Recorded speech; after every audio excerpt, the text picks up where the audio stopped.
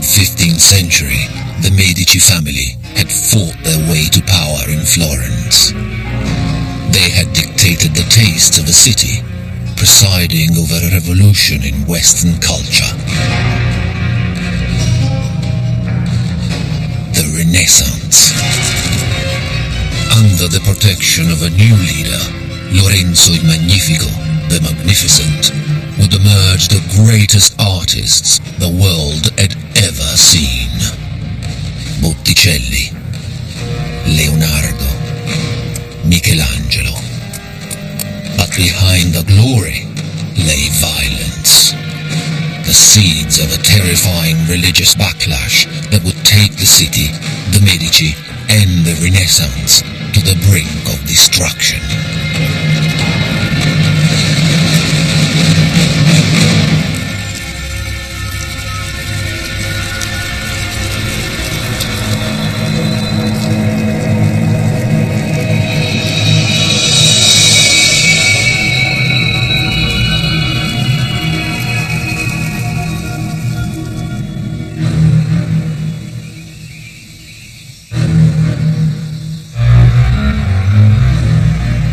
August 1466, the most powerful family in Florence, the Medici, were in danger. Stories were spreading of a coup d'etat by rival families determined to take control of the city.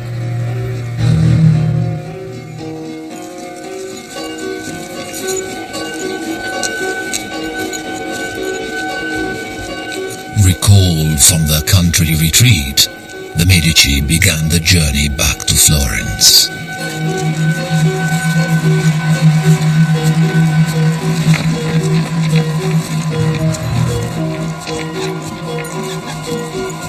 Their safety on the open road depended on the vigilance of two brothers, Giuliano and Lorenzo, the heirs to the Medici dynasty.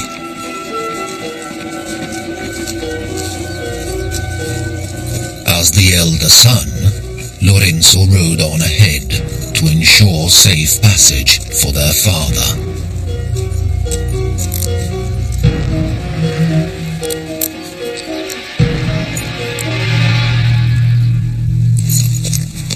But it wasn't Lorenzo the assassins were after. They knew that in order to bring down the family, they would have to get rid of the father, the boss.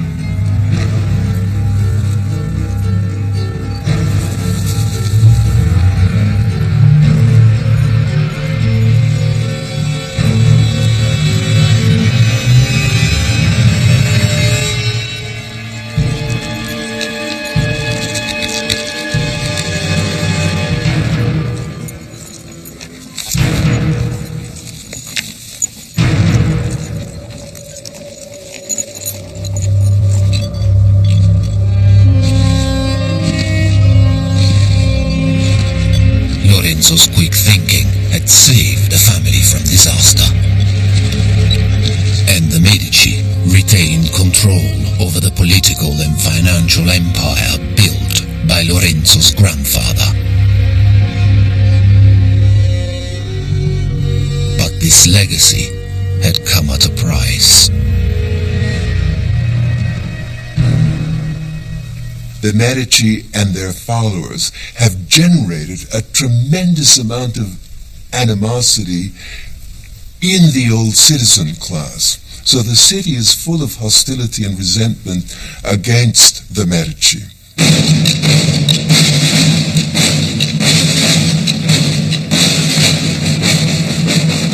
The family was vulnerable. They needed new allies. Allies beyond the walls of Florence. The Medici are so uneasy about their future. They realize that their position in Florence is somewhat perilous. They therefore need the backing of military families outside of Florence. And for the first time in the history of the Medici family, they actually go outside the city for a spouse.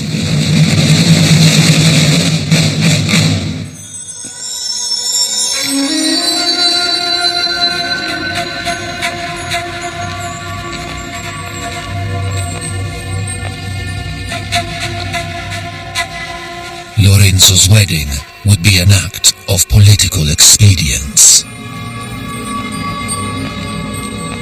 The marriage is very important because it establishes links between a Florentine mercantile family and one of the most powerful families of the Roman aristocracy. So it's a form of ennoblement of the family.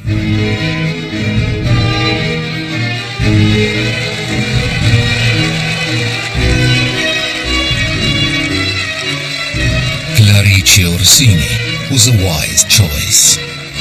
The daughter of a Roman baron and the niece of a cardinal, she brought connections, class, and military muscle to the Medici family.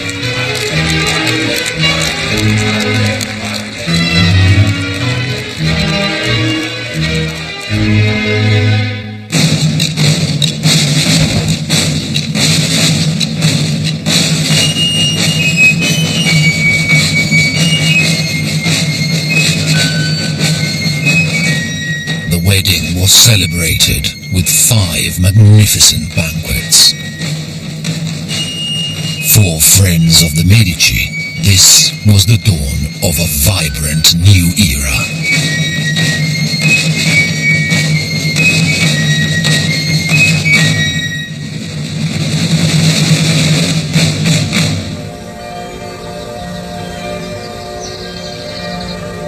For 3 generations, the city had owed its cultural identity to Medici patronage.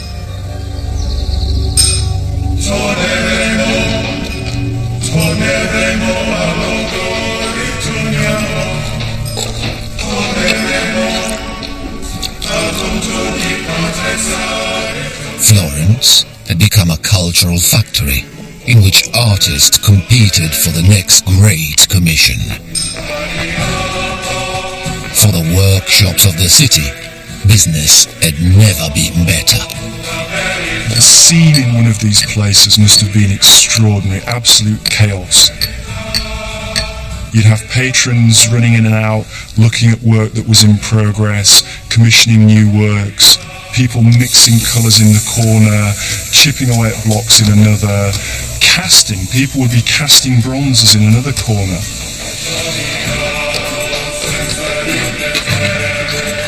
Probably the master artist would be negotiating some of the deal, so he'd be dealing with papers in one corner, looking at people's work, scrapping it, saying he likes that, don't like that, try it like this. It would have just been organised, creative brilliance and confusion, but very sweaty, very dirty, very messy.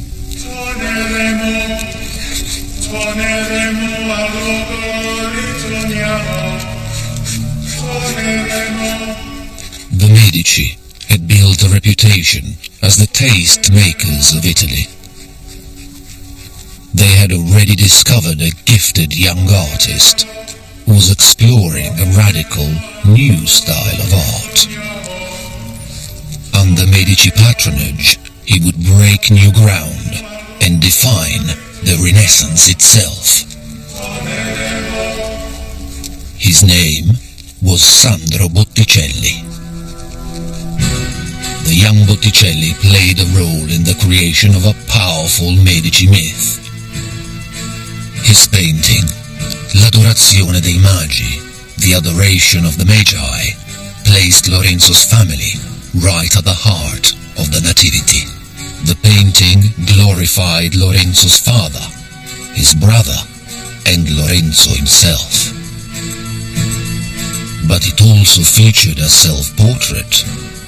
Botticelli placed himself inside the family's circle of friends. In a city as volatile as Florence, an alliance with the right family was crucial.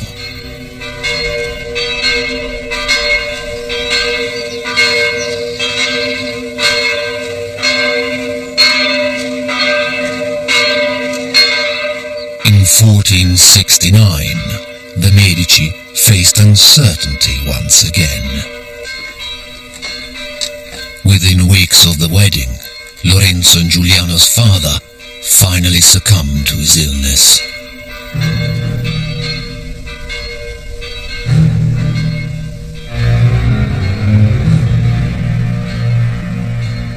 His death thrust Lorenzo into the spotlight.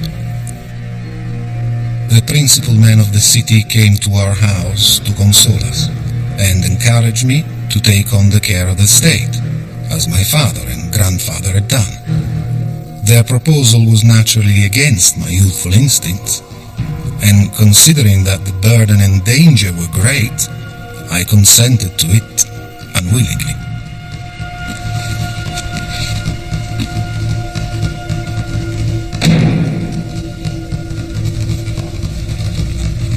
It's an immense moment where he becomes the first citizen of Florence. He is the main man. I don't think he really wants to be. I think he has to be, because he's very much on a European, even a global stage. He has to be seen to take control. Lorenzo was now the leader of the Medici family and the most powerful man in Florence. He inherits the leadership and he becomes the godfather of the Florentine people, the maestro della bottega, the boss of the shop. And it's arguable that all Florence is Lorenzo's shop.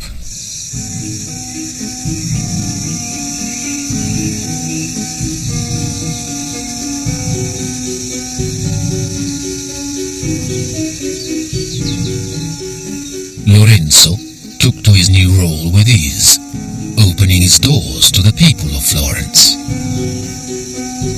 The Medici have been in power a long time by now. They are politically very astute, and I think they've realised that actually the masses, the poor people, can develop their own voice. They can change things.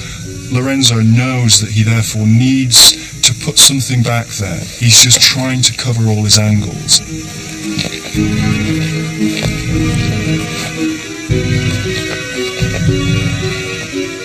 In exchange for whatever they could afford, Lorenzo offered help to the ordinary people of Tuscany.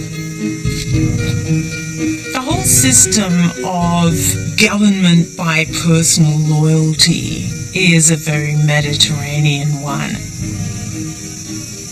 It's very like the system by which the mafia ruled southern Italy for many centuries. This is a very face-to-face society in which government is distant, whereas the man who wields the authority is the reality. A network of mutual favors soon spread across Tuscany. These were the friends of friends, gli amici degli amici.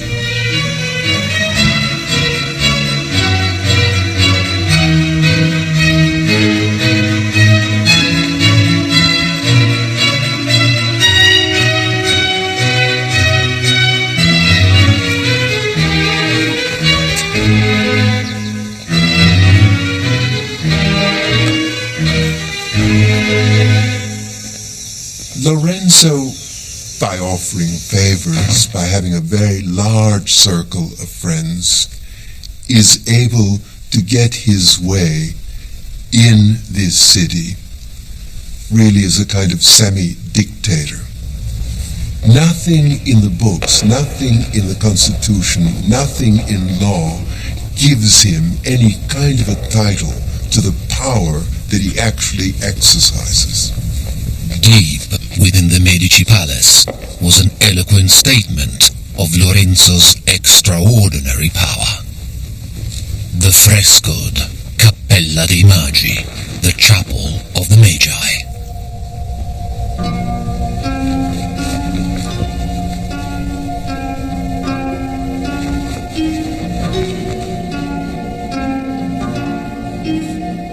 Spread across all four walls, parading through the hills of Tuscany, were 3 generations of the Medici family.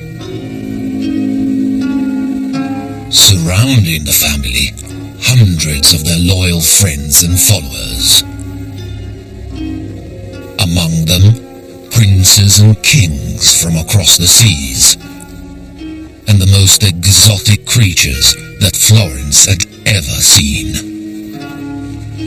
The Medici Palace Chapel is like a little casket of jewels in the center of this huge stony palace. It's gleaming and glistening with applied gold, with iridescent colors. The Medici family, their allies, and amici were shown taking part in the biblical procession of the Magi. The message was clear. They're saying to people, we have the power and the money to do this. So if you become part of the procession of the Magi, it's a way of saying, this is my money, I can buy into this scene. It's quite tawdry in a way. It's a clever way of saying, look at me. No one who saw the chapel could ignore the power of the Medici.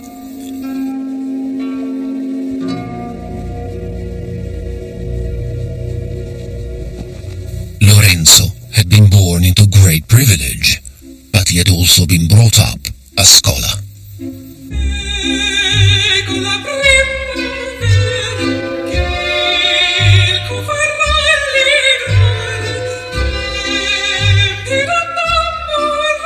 At regular salons inside the Medici Palace, he presided over a world of art and culture. Lorenzo did, in fact, maintain this open house, in a way, at the Medici Palace, where writers and artists and other interesting people were free to come and partake of his bounty. So he's a kind of appealingly modern figure. In a world dominated by the church, Lorenzo injected a spirit of secular freedom. And in his own poetry, he tried to capture the mood of his city. How beautiful is youth, youth which is gone so soon. Let him who would be happy seize the moment, for tomorrow may never come. Lorenzo is the life and soul of the city. As a young man, he's a man about town. He's very fashionable. Everybody wants to be with him. He's a good time boy. But beneath Lorenzo's charismatic exterior lay a serious desire to explore the new and the dangerous.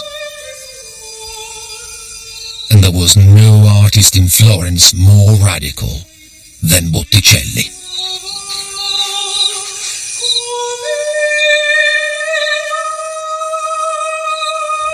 Botticelli made his bread and butter, like many other artists, working on religious projects, but I think his heart was in any subject matter other than Jesus.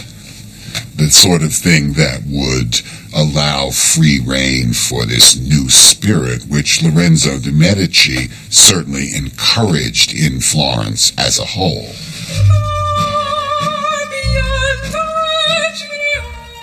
Under the protection of the Medici, Botticelli created an entirely new kind of art. He called his work La Primavera, the spring. But it was neither portrait, icon, nor holy celebration. La Primavera was pure fantasy, inspired by poetry and fueled by a vivid imagination.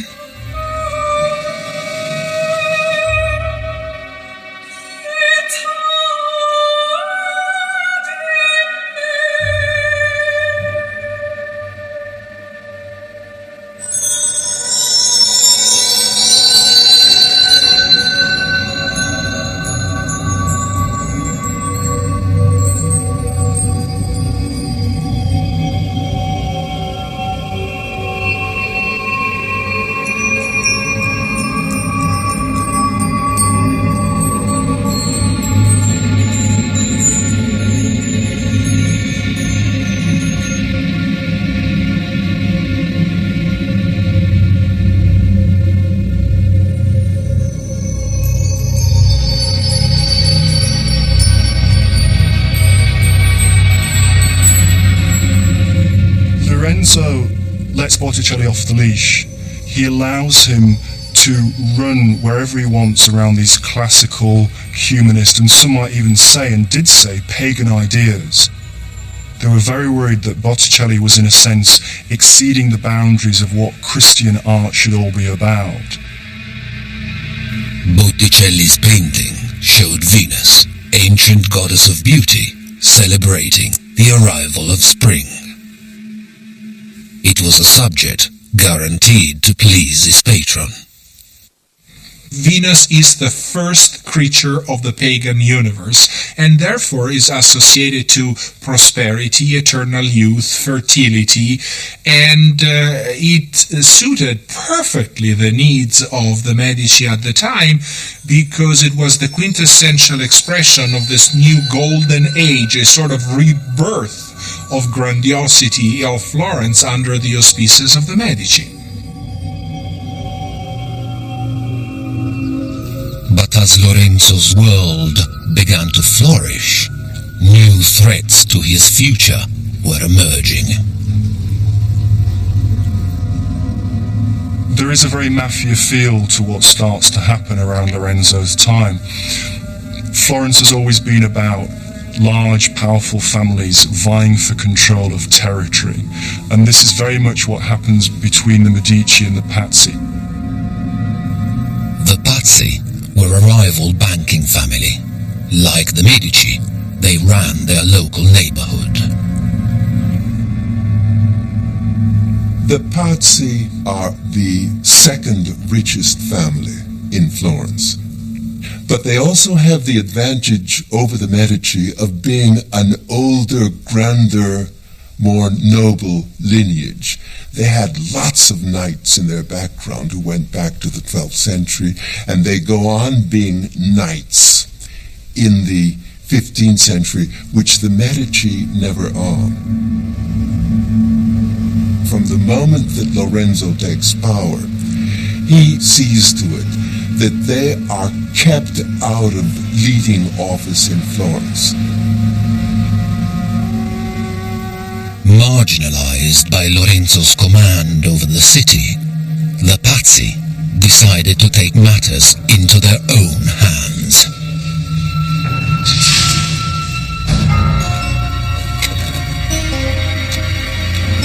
They settled on a simple plan: the total elimination of the Medici rivals, especially Lorenzo and his younger brother.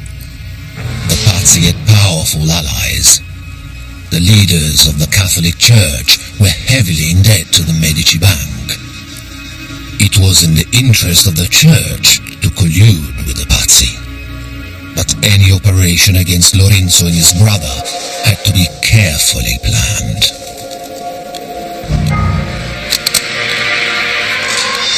The conspirators knew that they must kill both, because if they killed the elder brother only, then there was Giuliano, who was very good looking, who was certainly intelligent, who was popular, around whom the Medici families would have rallied. So the two had to be eliminated. This was extremely important.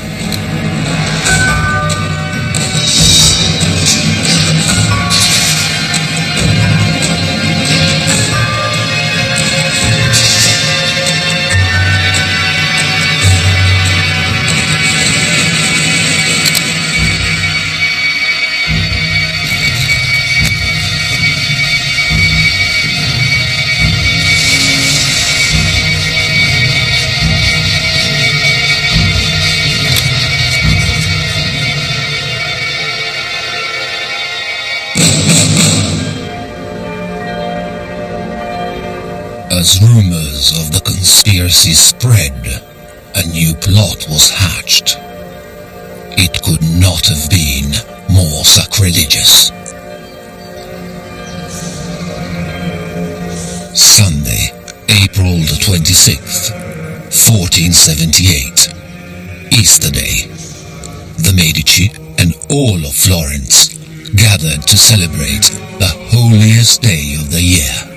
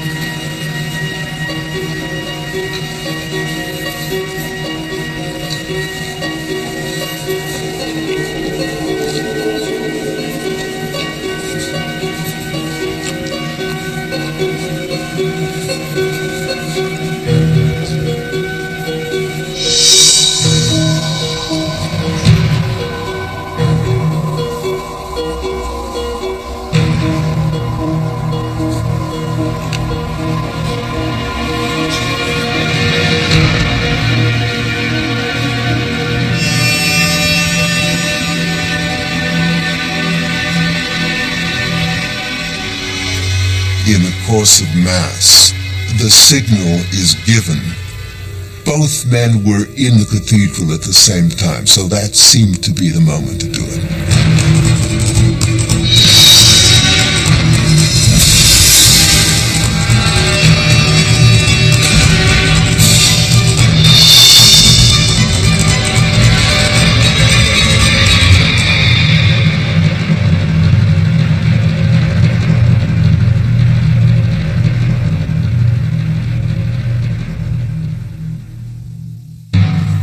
Giuliano de' Medici was stabbed 19 times.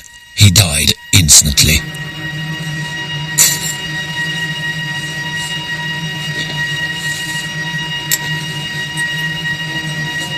But Lorenzo was unaccounted for.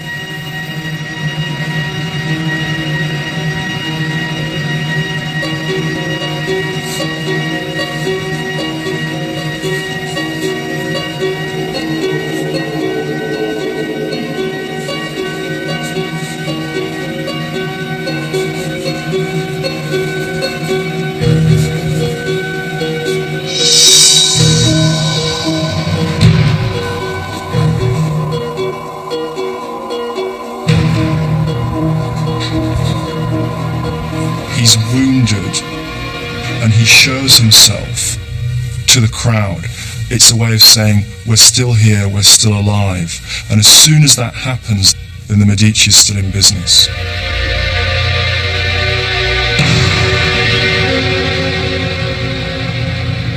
This is where the fact that the Medici had been able to create a web of supporters, this is when this revealed itself being a very smart choice.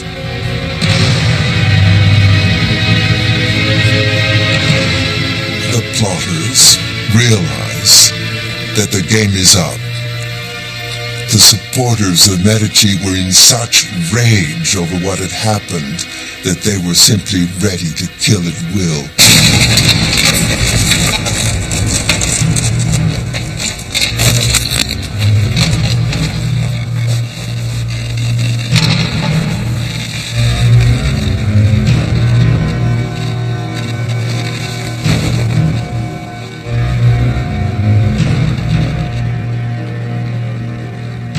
Violence swept through Florence as supporters of the Medici exacted revenge.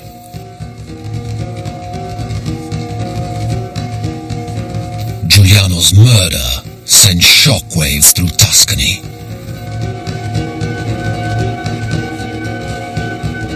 And shook Lorenzo to his core. Medici power now hung by a thread.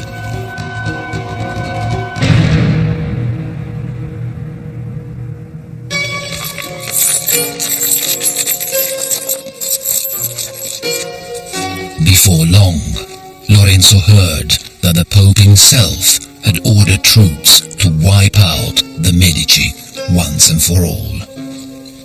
Lorenzo had to act. He decided to travel alone to negotiate with his enemies in the south. He would gamble with his life for the sake of his city. The people of Florence feared for Lorenzo's survival. Even Lorenzo was worried, as his own servant observed. He seemed to be two men, not one. During the day he appeared perfectly easy, graceful, cheerful, and confident. But at night he grieved bitterly about his own ill fortune and that of Florence. Lorenzo traveled for nearly a month, sailing 300 miles down the Italian coast. His ship docked at Naples just before Christmas, 1479.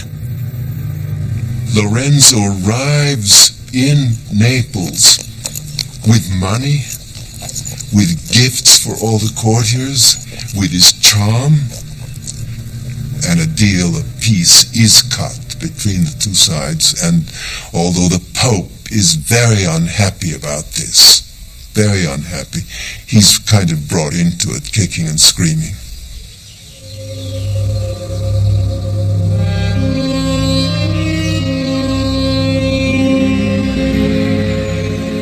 The enemy troops were called off.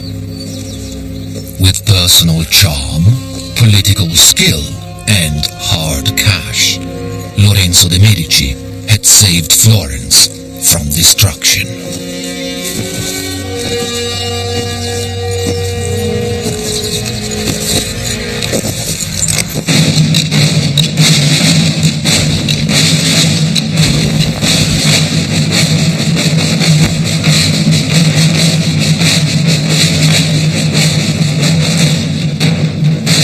Lorenzo was hailed by his grateful city, Il Magnifico, the Magnificent.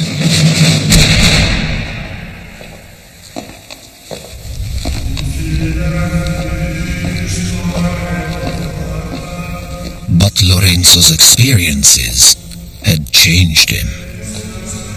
With new resolve, Lorenzo worked to protect the future of the Medici dynasty. He adopted the illegitimate son of his murdered brother. The Medici needed all the heirs they could get. And he took over the city government, declaring that all legislation required his approval. With Florence now under his personal control, Lorenzo would use his power and wealth to magnificent effect.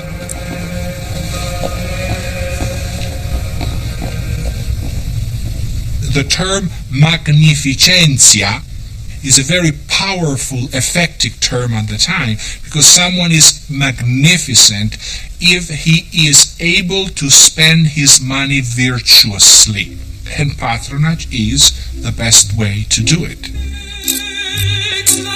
Lorenzo's word alone could make or break an artistic career.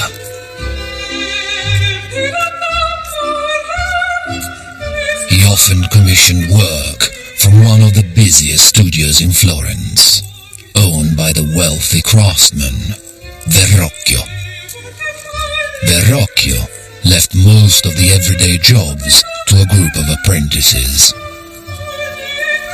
One of them was producing the early indications of extraordinary work, unlike anything Lorenzo had ever seen before.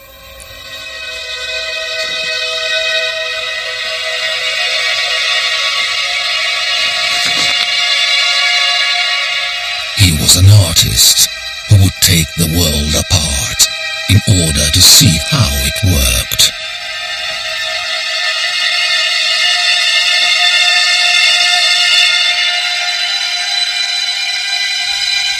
He would soar above the others. His name was Leonardo da Vinci.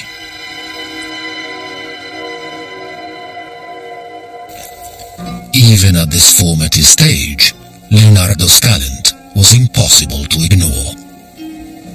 Il battesimo di Gesù, the baptism of Christ, was the work of several artists. But Leonardo painted his angel in vibrant oils, a radical and untried technique. His work so impressed Verrocchio that the old man was said to have given up painting for good.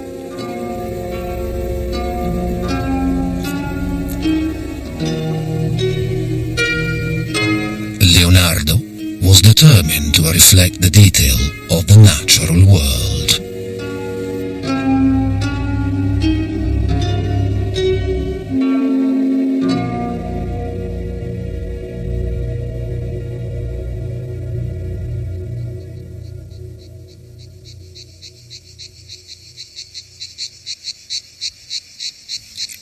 But in the battle for Medici patronage, Leonardo's rival was raising the stakes.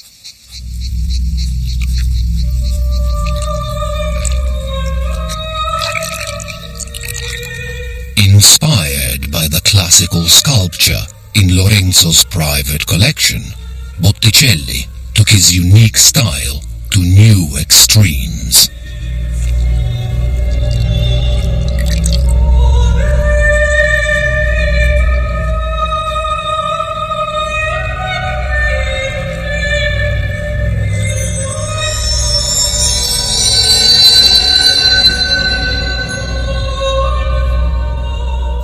The birth of Venus was unlike any other painting of its time.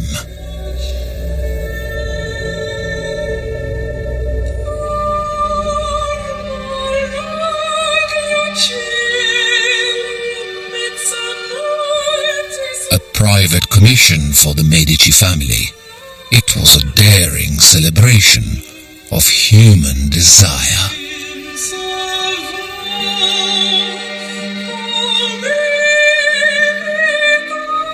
The works that Botticelli is best known for are these pagan mythologies, bringing back to life goddesses like Venus, who are being celebrated as, frankly, the goddess of Eros and fertility and reproduction, and there's no apology in Botticelli's pictures for the glorification of the physical world and the physical passions.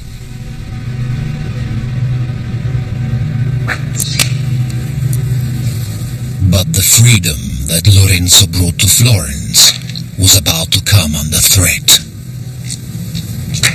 One man believed Lorenzo was leading the city on a decadent path to destruction. A Dominican monk by the name of Savonarola.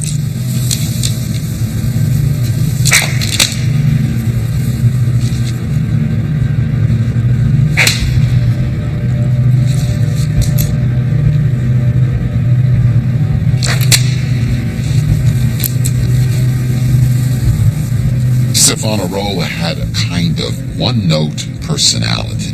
The only thing you ever hear about him is moralizing fanaticism. He was opposed to almost any kind of visual art that wasn't religious. If it had nudes in it, it was lascivious and likely to lead to sin. He took a dim view of just about everything that happened that wasn't entirely dedicated to a very traditional notion of religion. He wrote furious diatribes to his father. I cannot endure the evil doing of the heedless people of Italy. I must fight with all my strength to stop the devil from jumping onto my shoulders. Savonarola's disgust became an obsession. The liberties of Lorenzo's Renaissance city offended Savonarola to his core.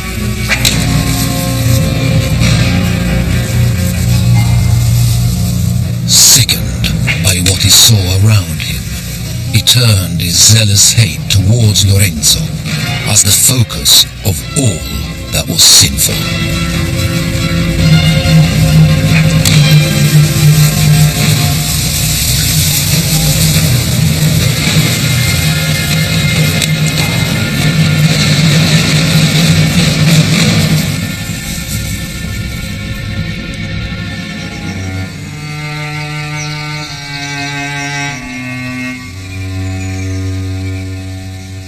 On July the 29th, 1487, tragedy struck the Medici family.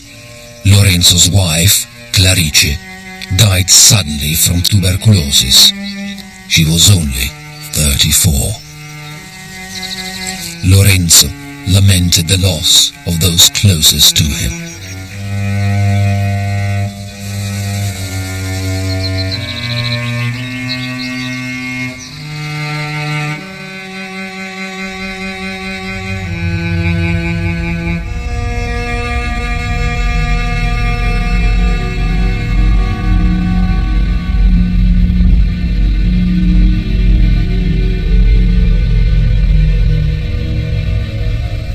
Lorenzo found solace, as always, in art. In 1488, he established the first art school in history, providing classical sculptures for study from his own precious collection. Here, he spotted a precocious young talent who was working with marble for the first time.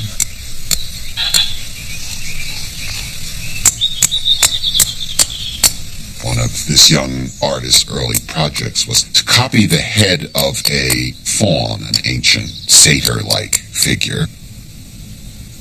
And Lorenzo came to look at it and said, "Oh, that's very good," but kind of in a joking way said, "But you know, fawns are supposed to be old men, and you've let this fellow have all of his teeth, and very few old people have all of their teeth." This young man was mortified that he'd been criticized, and he immediately knocked out one of the teeth with a chisel and had Lorenzo come back and look at it again. Michelangelo Buonarroti was only 13. Lorenzo is a connoisseur. He really knows what he's looking for. He's got a very good eye, and he sees it immediately, Michelangelo. Lorenzo takes him right under his wing, because I think he knows that this guy is fragile.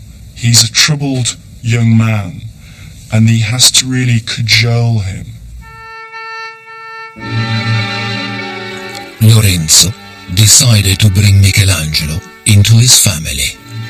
The young artist was given his own rooms at the Medici palace to grow up alongside Lorenzo's 7 children. What I think is interesting is the close relationship that grew up between Lorenzo and Michelangelo. They seem to see each other almost every day, and particularly interesting is how invested Michelangelo became in Lorenzo's approval. What Lorenzo does with Michelangelo is something new. It's a very intimate relationship between patron and artist. Lorenzo would invite Michelangelo to his dinner table. Michelangelo would sit there with people like Botticelli, with Ficino, and he would listen to the sort of things they were talking about humanist theories, about classical antiquity, and he absorbed all that, and you can see it coming out in the sculptures and in the drawings and in the paintings of that period of Michelangelo's life.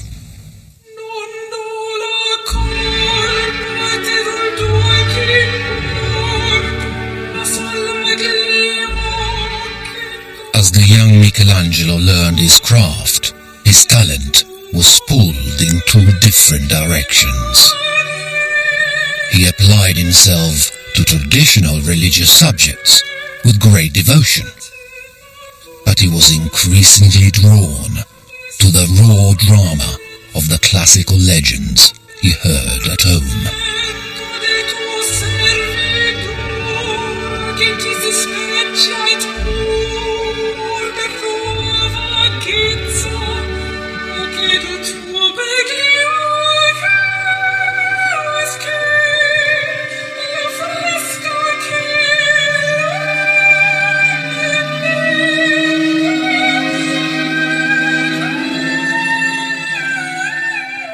Michelangelo sensed that the influence of Lorenzo de' Medici was leading him in a dangerous direction. And he was not alone. Savonarola had found an audience for his beliefs.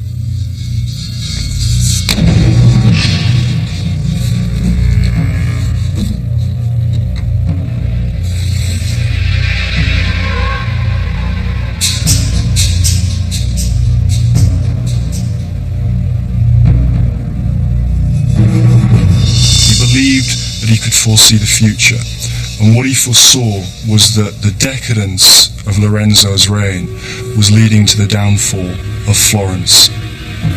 Creativity is at its peak with people like Botticelli, Michelangelo, even Leonardo, but politically and financially things are literally at breaking point.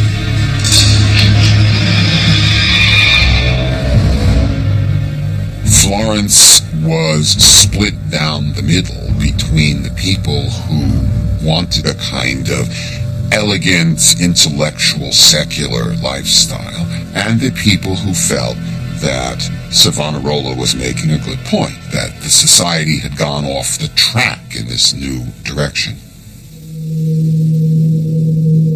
Under Lorenzo, Florence had reached new heights of culture and sophistication. But swept up in the excitement, Lorenzo had loosened his grip on the family business.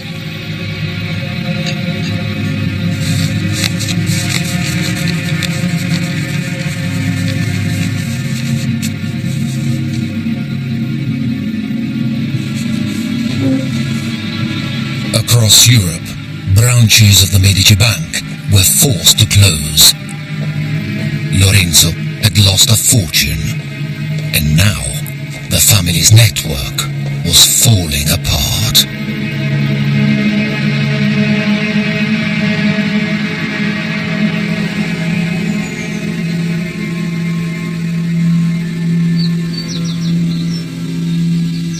They stopped coming through for the friends.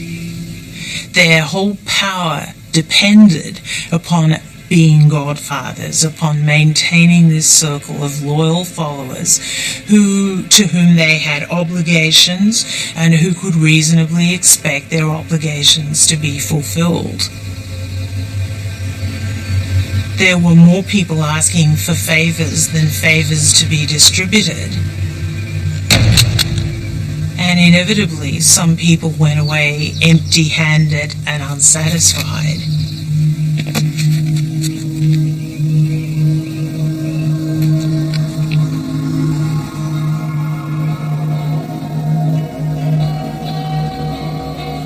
Lorenzo's friends could see that Savonarola's predictions were beginning to come true.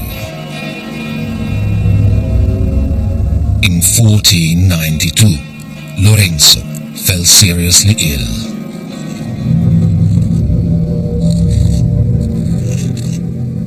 His physician prescribed an extravagant concoction of pulverized pearls and precious stones.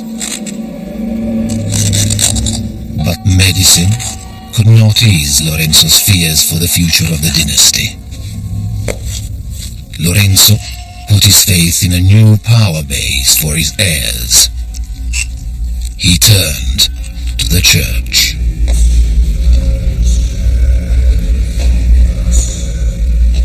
At just 16, Giovanni de' Medici was already a cardinal.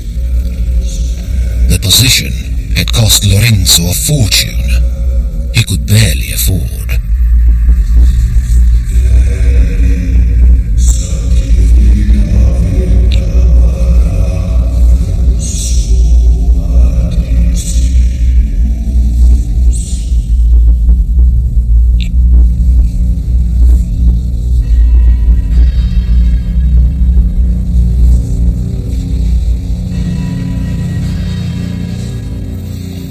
Lorenzo knew he was dying, and now he needed something money couldn't buy. All of your writing about youth, all of your books in your library, and all of your authors writing about classical philosophy are not functional to the very ultimate thing that you need, which is the redemption from all of the sins you have committed. Fearing eternal damnation, Lorenzo called Savonarola to his deathbed, seeking absolution. But Savonarola's judgment was harsh. He damned Lorenzo.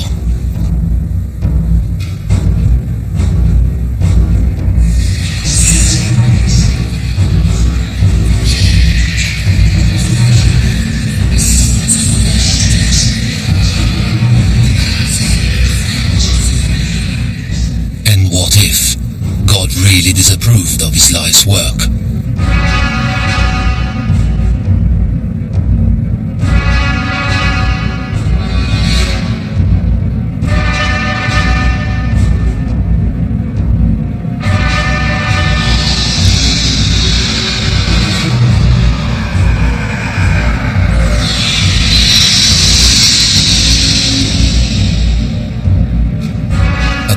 age of 43, Lorenzo died, fearing hell to his last breath.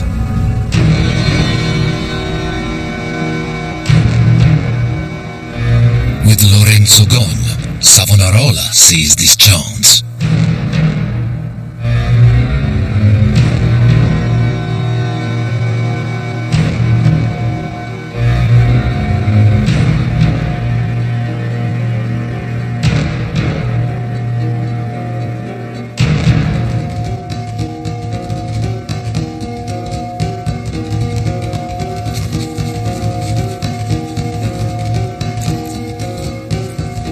Even Botticelli was swept along.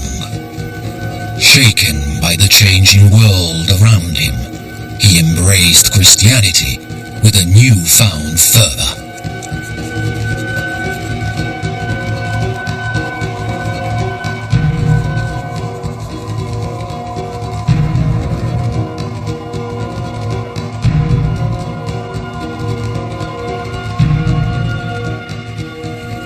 Botticelli did a number of paintings on rather apocalyptic religious themes that were suggested by the sermons of Savonarola. So clearly he was listening.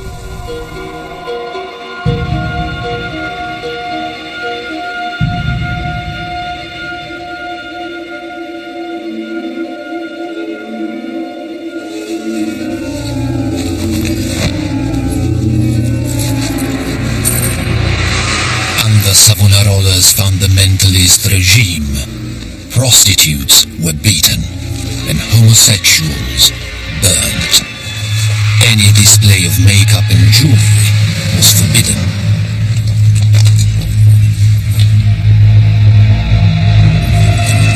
And Savonarola's commands were enforced by gangs of militant youths.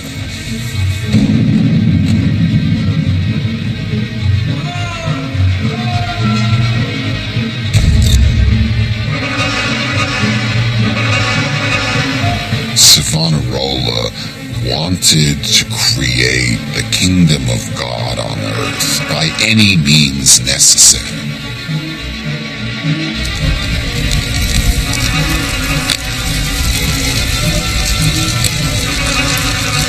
Savonarola organized an enormous public burning.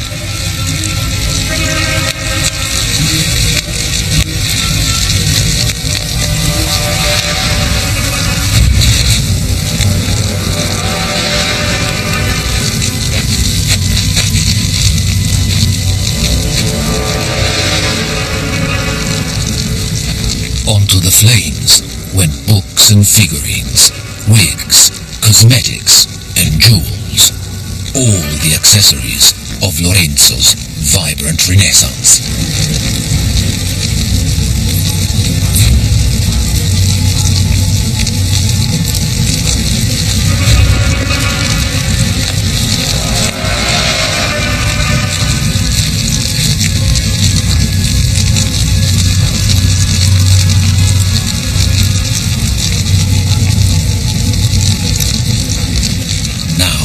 Even Botticelli, for fear of damnation, joined the frenzy of destruction.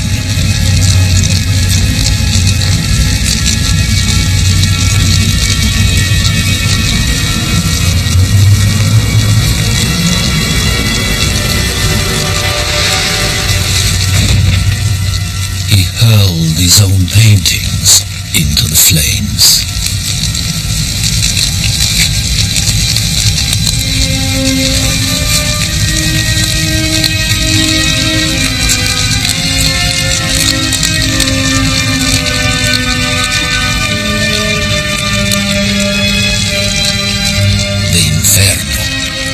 Become known as the bonfire of the vanities.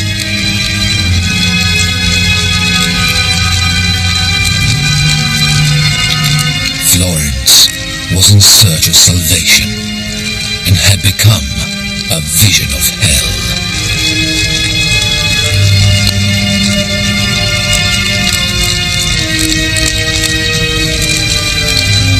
Was the Renaissance itself going up in smoke?